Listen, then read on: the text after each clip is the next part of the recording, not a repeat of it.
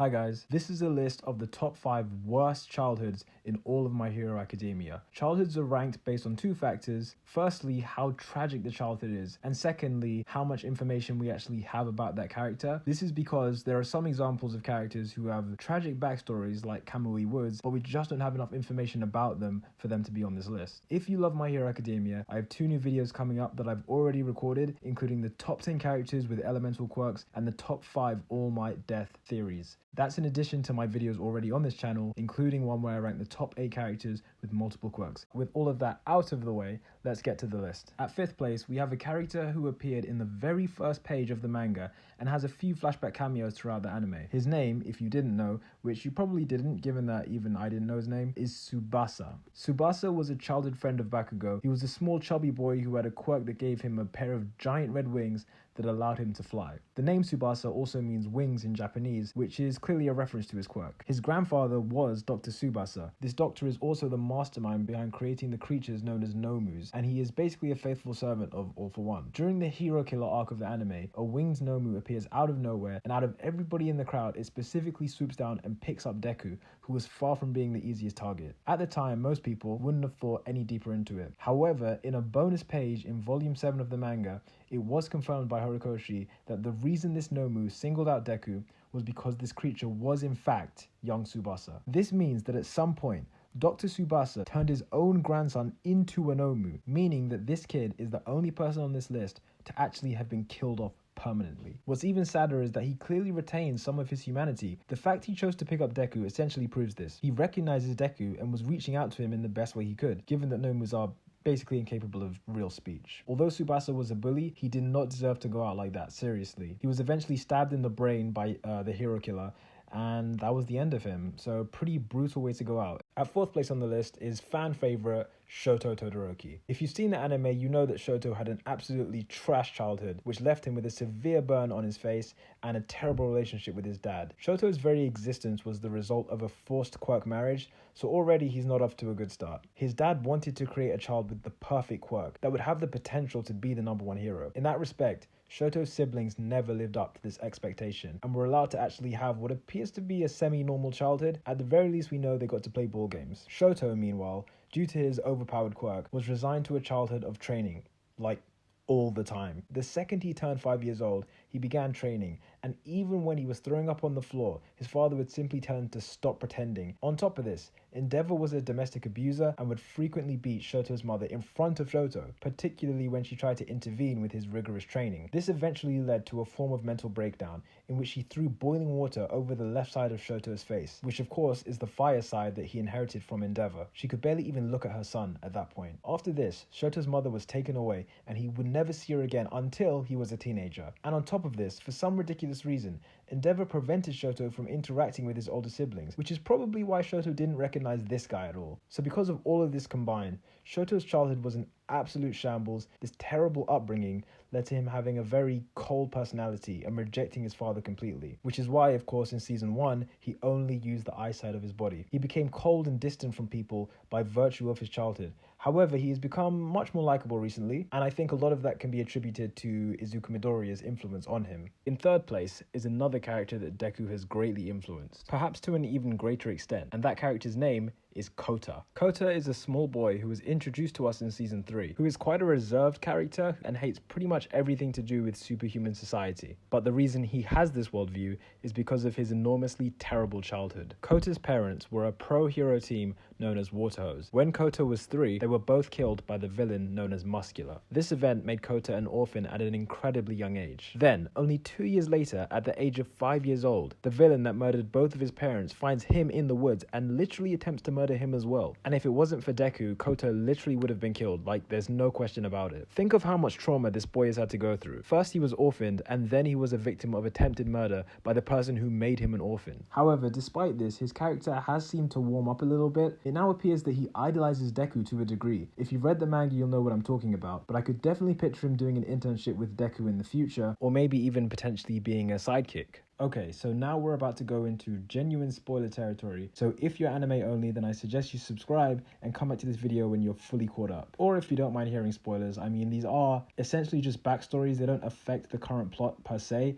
So it's really up to you. Though that being said, the character at number 1 has never been shown in the anime yet until season 4, so you may just want to wait for that. At number 2 on this list, we have the leader of the League of Villains, Tenko Shimura, more commonly known as Tomoro Shigaraki. His childhood is actually the focus of the manga at the moment, and as we've been seeing in several flashbacks for several chapters now, we have a pretty clear idea of what happened to him as a child. But I personally think that there's still a few things to be revealed regarding All For One's involvement. But going off what we know currently, his childhood was nothing short of horrendous.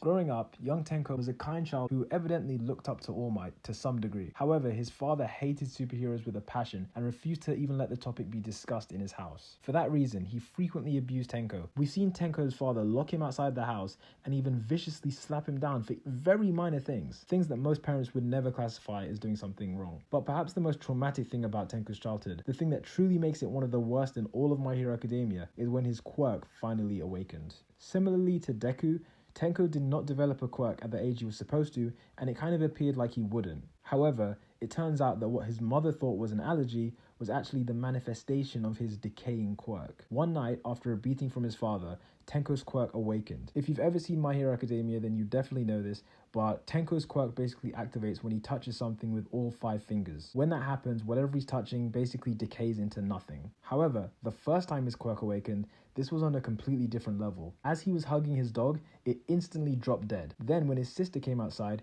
he touched her gently and she literally fell apart into different slabs of meat. This continued with the rest of his family. His grandma, his grandpa, his mum, all of them just fell into cubes of flesh one by one, completely disappearing. This was one of the most graphic things I'd ever read in My Hero Academia. I don't think they could animate that. It's too graphic. But we'll have to wait and see. Having killed his entire family with his bare hands, with a quirk that suddenly manifested out of nowhere, it really doesn't get much worse than that. When he killed his father, we could definitely see that he did it on purpose, whereas with his sister and his grandma and his mum, it kind of looked like it was just an accident. However, he fully admits later on in the manga that he did do that on purpose, at least on a subconscious level. And after this happened, no one came to help him for days. He ran away from home and no one came and reached out to him. And that experience is part of the reason why he hates hero society. People always assume that a hero is going to help those in need, and thus no one helps because they assume a hero will do it. And of course, no one did show up to help young Tenko until All For One did. As the audience, we know that All For One groomed Tenko to be his successor, basically just to mess with All Might, as he obviously knew that the boy was the grandchild of All Might's master, Nana Shimura. Partly for that reason, I'm pretty sure that down the line, it will be revealed that Tenko was initially quirkless and All For One gave him the decay quirk. And just another point I'd like to make, in My Hero Academia, it is pretty clear that the nature of someone's quirk can affect their personality. We've seen this with characters like Toga and Todoroki. Todoroki, who was of course a very cold person when we first met him, which is kind of metaphoric for the fact that at that time, he only used his icy, cold side. You could also say the same for Bakugo, who has a very explosive personality and his quirk is obviously explosion. In that same vein, the decay quirk, which I believe was given to Tenko by All For One, altered his personality in a way that made him lust for destruction. Given that when we see Tenko when he's a young kid, before he manifests his quirk, he's very kind and caring, but after his quirk manifests itself, suddenly he only wants to destroy. Regardless of whether this is the case or not, when you're abused by your father and you kill your entire family with your unstable quirk, essentially by accident, although he later admits it was partly intentional, and then on top of that all, essentially being kidnapped and groomed by the worst villain on earth, that's a pretty crappy upbringing, especially for someone who desired to be a hero. That's probably the worst upbringing you could have. Now, finally, in first place, the character with the worst childhood in the history of My Hero Academia is, of course, if you've read the manga, Arey. We'll soon be seeing a lot of Arey's childhood in season 4. This is a girl who's been repeatedly experimented on, killed, only to be brought back to life and have the same thing done over and over. But for a bit of context, I'm just going to lay the groundwork here. Arey is the granddaughter of the head of a criminal organization. At a young age, much like Shigaraki, she accidentally manifested her new quirk and used it on her father, which caused him to literally disappear. Her power resembled nothing from either side of her family, so her mother believed that her existence was cursed and gave the girl up to her grandfather. The grandfather then left his granddaughter in the care of his protege, whose name is Kai Shizaki, otherwise known as Overhaul. He did this so that Overhaul could identify the girl's quirk, and this is where things started to go wrong. After her grandfather fell into a critical state of illness, Overhaul basically took over the organization and began to experiment on Arey to turn her quirk into a weapon. This enabled him to manufacture quirk-destroying bullets. Initially, they were temporary in that they would temporarily erase someone's quirk, but eventually he did perfect the perfect bullet that could permanently erase someone's quirk. But in order to do this, he had to destroy Arey, collect her blood, and then repair her. He did this hundreds upon thousands of times. Imagine being killed hundreds of thousands of times over and over again. And now I'm going to get into some actual spoilers about the plot of season 4. So if you enjoyed this video, please pause it right now if you don't want to hear spoilers for season 4. Please like it and share it on social media. I'd really appreciate it. Now, for those of you who don't care about spoilers for season 4, Arey does eventually escape Overhaul's imprisonment, but to be fair, I don't think anything can make up for the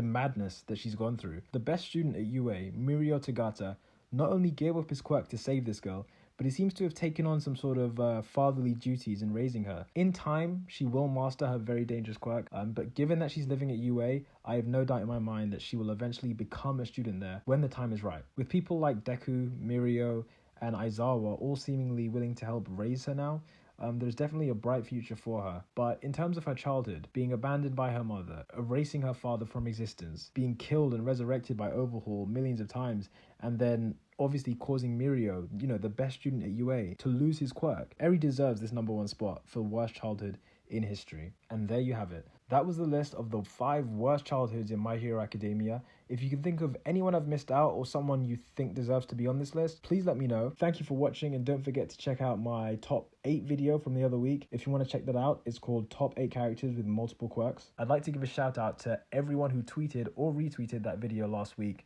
Their name should be on the screen, or specifically their Twitter handles, not their names. And if you like this video, please subscribe. Like I said, I have 2 more videos already recorded. I'm going to release at least one next week. But if you subscribe and click the bell to get notified, you'll see them regardless. Peace.